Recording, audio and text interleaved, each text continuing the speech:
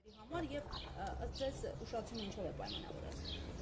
Շատ լավ, այդ ֆայլերը դե բոլոր նմանատիպ գործերով կան, այսինքն դատախազությունը իր հաշվարկանում է որոշակի Excel ֆայլերի միջոցով, որոնք տարբեր գործերով այս կամ այն փուլում տրամադրվում են եւ դատարանին եւ պատասխանող կողմին։ Այս պարագայում մենք այդ հարցը բարձրացրեցինք նախորդ դատական նիստին, մարտի 7-ին կայացած եւ այդ ժամանակ հենց քննարկումը տեղի ունեցավ դատական նիստի ներկայեք եւ դատախազության ներկայացուցիչը խոստացավ մեկ շաբաթում տրամադրել, մենք խնդրեցինք իհարկե մեկ ամիս ժամկետ դրանց անհատանալու հարցը ձևակերպելու համար, որ դատարանը տրամադրեց 2 շաբաթվա ժամկետ եւ այդ հաշվարկով նշանակեց այսօր դատական նիստ, ավելի ճիշտ 3 դատական նիստ այսօր, ապրիլի 3-ին եւ 4-ին։ Մենք դա ստացել ենք մարտի 20-ին, տեսնային առաջնամբ, այսինքն չգիտեմ ինչ գործընթացների արդյունքում ամեն դեպքում դատախազությունը մի փոքր ավելի ուշ է հարցերնես, քան ստացել ենք, հաստատել մեկ շաբաթ բոլոր դատական նիստերը բավարարեց մասնակի, այսինքն 2-ը հետաձգեց, մածանցի 4-ը դատական նիստը չհետաձգեց, որը դարձյալ բավարար չէ, հավանում։ Այո, ըստ էության մենք միայն շատ ընդհանուր հարցեր կարող ենք ձևակերպել, տեսնենք ամսի 4-ին, այսինքն կփորձենք։ Պարոն Դալաքյան, ձեր խոսքում նշեցիք նաև հայցվող կողմի առաջարկությամբ դատական նիստերը այսպես ձգձգելու, հետաձգելու միջնորդությունների միտում տեսնում եք այս պրակտիկայում։ Ես հավելեմ, էլի, մինչ նախորդ դատական նիստը շատ ակնհայտ էր, որ հայցվորի կողմից անընդհատ ձգձգվում է նիստը։ Նախորդ դատական նիստից սկսած կարծես դատարաններ ինքնաշահագրգռություն ունի շատ արագ նիստեր նշանակելու, ինչով եք բացատրում սա։ Տեսեք, դա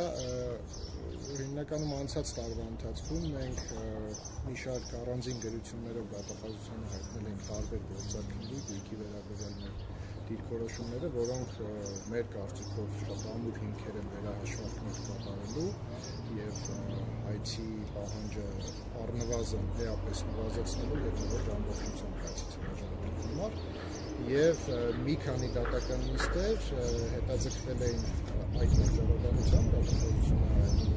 կատարում է աշխատում է հաշվարկությունությամբ եւ շատ հնարավոր է հաշվարկ կատարվի, հացանակային փոփոխություն ներկայացվի։ Մի քանի նիստեր, ինչպես նշեցի,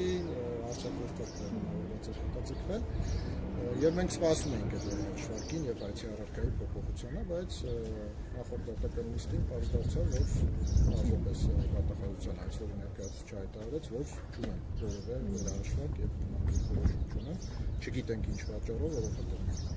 պնդում ենք, որ մեր ներկայացրած տվյալները առավել քան բավարար են վերահաշվարկը կատարելու համար,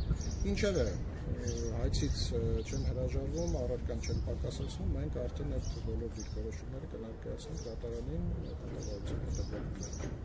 Հայցվորի ներկայացուցիչը նախորդ դատական նիստում ասաց, որ Excel ֆայլը, որը ձեզ արդեն տրամադրվել է, այդտեղ հաշվարկները արված են,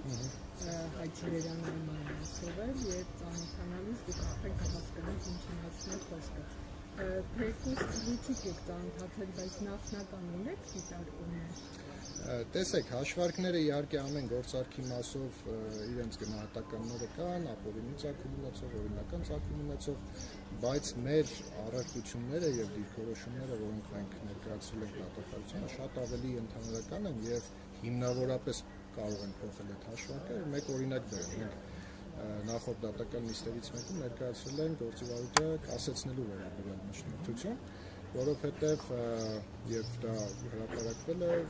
սրա մասին կարող եմ իհարկե խոսել, որովհետև մեծ ծավալի գնահատականներից մեկի հիմքում, ապօրինի ծագում ունեցող գույք որակված գնահատականի հիմքում ընկած էր Հայ-Էկոնոմ բանկի կողմից տրված քաղվածք, որը իրականությունը չէր համապատասխանում։ Այսինքն այդ քաղվածքը ցույց էր տալիս, որ ընկերություններից մեկի բանկային հաշվով որևէ շրջանառություն չի եղել տարիների ընթացքում,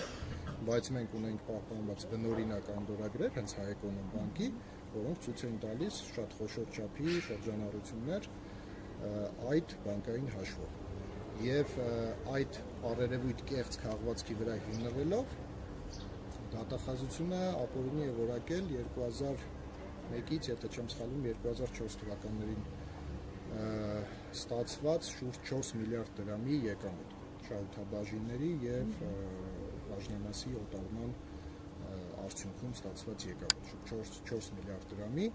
եւ հասկանալի է, որ 4 միլիարդ դրամից բխող հետագա եկամուտներն էլ, գույքի ձեռքբերումներն էլ էլի գնահատվել են ապօրինի հետագա տարիների ընթացքում։ Նաև արժեքի մեծացում է